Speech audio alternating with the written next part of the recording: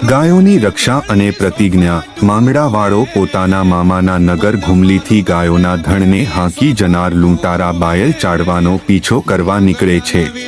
પદ્માવતી સાથે મિલન રસ્તામાં તે પાટણમાં પોતાની પ્રેમિકા પદ્માવતીને મળે છે।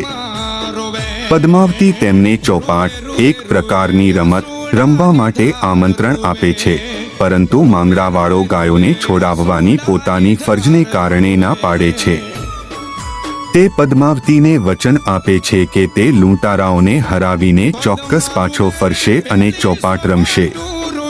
તે પદ્માવતીને ચોપાટના મહોરા યથાવત રાખવા વિનંતી કરે છે।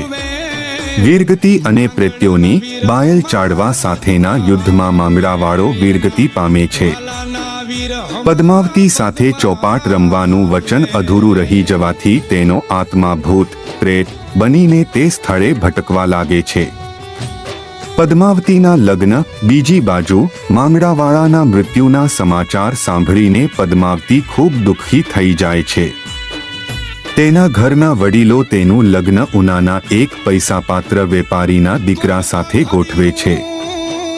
પ્રેત અને માનવીના લગ્ન।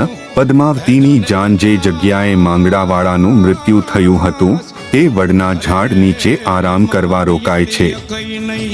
માંગડાવાળાના ભૂતની વિનંતીથી જાનના વડીલ અળસીવાળો ભૂત સાથે પદ્માવતીના લગ્ન કરાવવા માટે તૈયાર થાય છે। વડ પાસેની વાવમાં પ્રેત્યોનીના જીવ માંગડાવાળા અને માનવી પદ્માવતીના લગ્ન થાય છે। અધૂરો ગૃહસ્થાશ્રમ। આ અનોખા લગ્ન પછી તેમનો ગૃહસ્થાશ્રમ શરૂ થાય છે।